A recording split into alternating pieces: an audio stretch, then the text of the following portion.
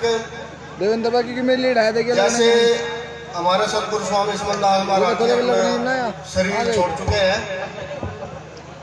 और उसके बाद हमें कुछ सहारा तो चाहिए था, तो हमने सभी ग्रामवासियों ने इकट्ठा होके ध्यान लगाया भाई हमारे बीच से गुरुजी कहीं नहीं गए हैं, यहीं पे ही हैं। और वो जम्बूगढ़ जो आश्रम है ऋषिदास महाराज जी का, वहाँ पे बैठे हैं, तो चलो उनसे मिलते हैं और उनको बुलाते हैं। तो जैसे मैं गया पहली बार स्वामी जी के पास, तो उन्होंने कहा भी ठीक है आप आए हो, आपका आदर सत्कार सब कुछ है, जब तक मतलब ग्रामवासी नहीं आएंगे सभी तब तक नहीं बात बनेगी।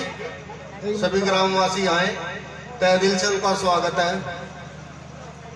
तो हमारे सभी गांव के बच्चे बुजुर्ग सत्संग में गए, जम्बूगढ़ सत्संग में भी गए और ऋषिदास महाराज जी को से आग्रह किया भी आप हमारे पर कृपा करें। और मैं आपको बता देना चाहता हूँ क्योंकि आज से 20-30 साल पहले जब भी हमारे गांव का आश्रम खुला था तो ऋषिदास महाराज जी ने ही उसका उद्घाटन किया था, वही रहते वहीं पे 5-10 साल। स्वामी समनदास महाराज की, ऋषिदास महाराज की। तो जैसे ऋषिदास महाराज जी ने कहा कि मैं आऊंगा, तो हमारे गांव के लोग तो फूले नहीं समाये, उनके अंदर इतनी खुशी थी, इतनी तड़प थी। वे हमें स्वामी समनदास जी महाराज के बाद सदगुरु यहीं पे मिल गए हैं। तो क्या वाक्य होता है, जैसे शाम के टाइम स्वामी ऋषिदास महाराज जी हमारे घर पे आते हैं आश्रम पे, तो हमारे हरियाणा के जो महात्मागण थे 20-30 महात्मागण थे, उनको बात हजम नहीं हुई।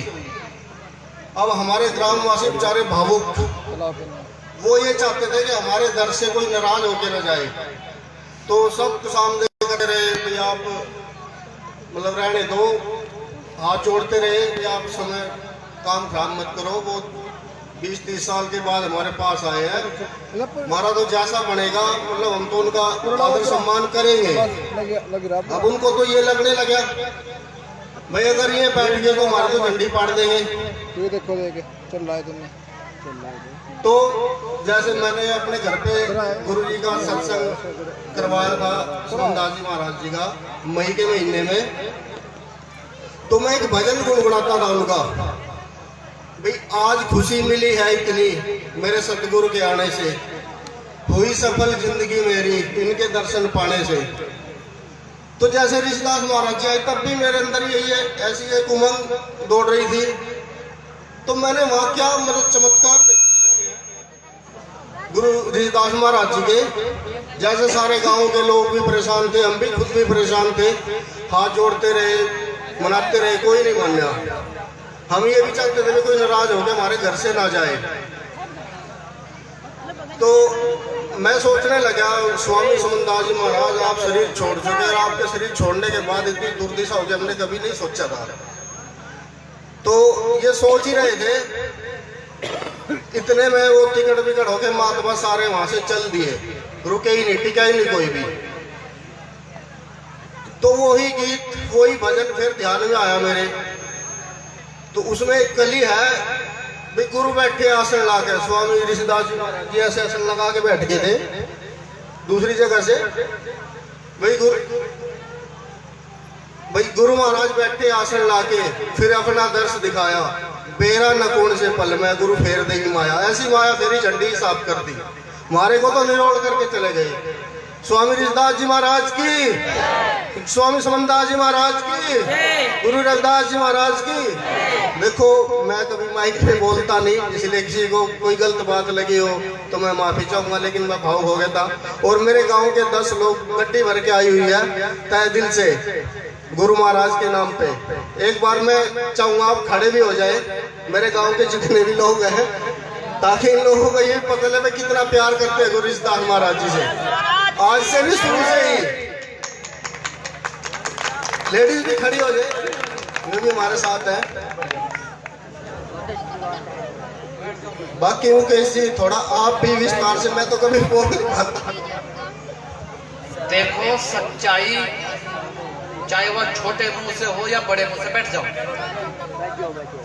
वो अच्छी लगती है।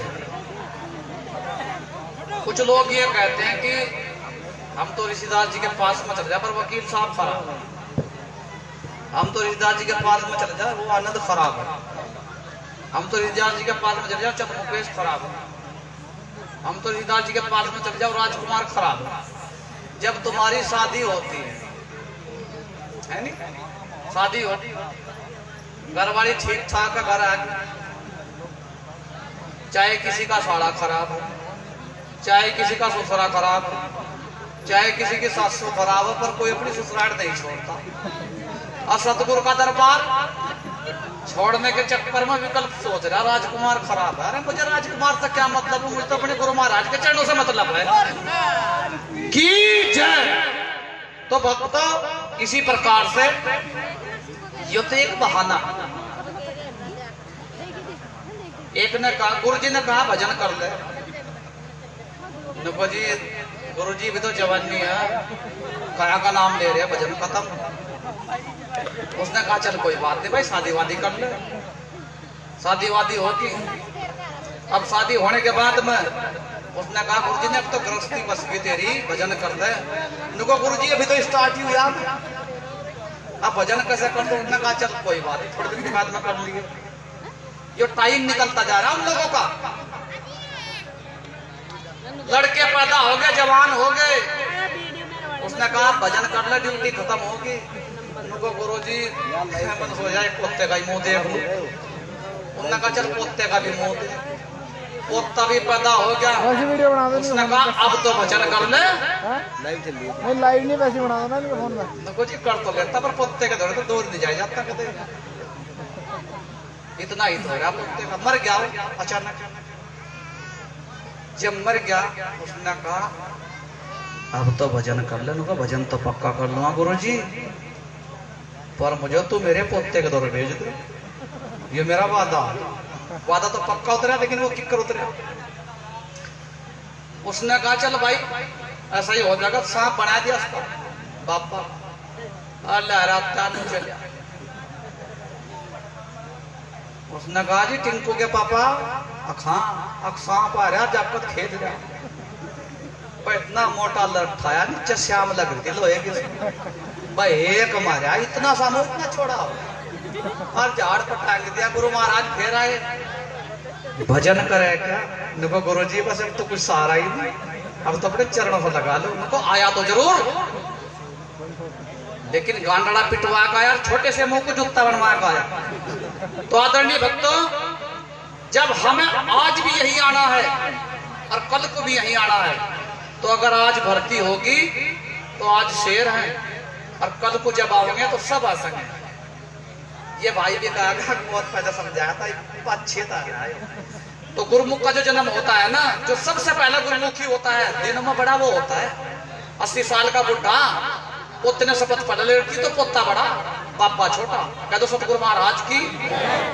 हमने गाना बनाया गुरु महाराज के ऊपर। अच्छा मतलब आप लोग नाराज तो नहीं है ना भाई? आप सभी लोग गए थे वहाँ पे, भाई संगत भी गई थी, ये सोचती होगी महिला इन्होंने तो हमारी कोई वो नहीं करी। आप इस बारे में भी बताना, आप नाराज तो नहीं? नहीं, हम नाराज नहीं हैं। गुरु महाराज का करिश्मा ऐसा हुआ, जो वो महात्मा थे कहने लगे यो खाट पकी बट्ठा, एक्शन था उनका इस टाइप से, यो खाट पकी बट्ठा। और एक मेरे ख्याल से बच्चा कितना इतनी उम्र का खाट पर कैसे बैठा दीजिए, खाना लग दे दिया। उनका एक संचालक है, महाराज जी आप इधर तख्त पर आ जाओ। गुरु जी तख्त पर जाकर बैठे, गुरु महाराज ने ऐसा खेल खिलाया, जितने भी महात्मा थे सारे के सारे गेट तक।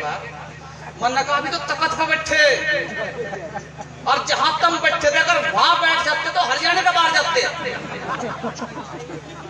तो आदरणीय भक्तों, वो सतगुरु की माया थी। गुरु जी ने कुछ नहीं कहा, हंसते रहे गुरु जी।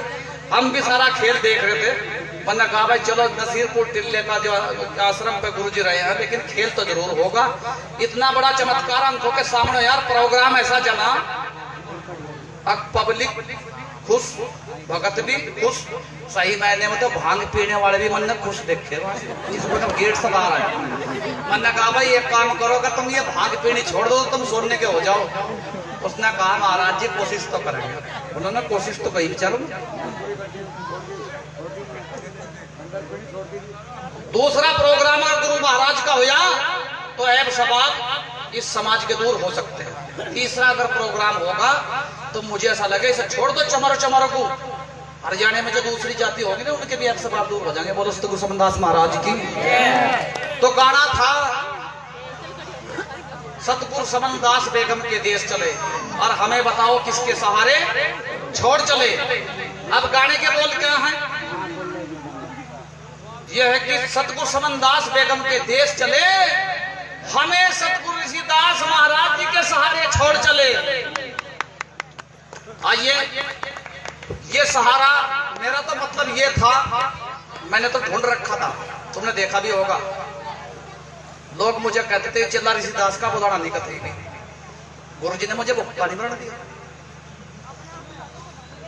मुझे भुक्का नहीं बना दिया। मैंने कहा कोई बात नहीं, बुलाओ मत बुलाओ, लेकिन रहूंगा मैं गुरु जी का चेला। सौंग श्री सतनाम वाला हूँ, लेवल लग रहा है भाई मेरे ऊपर।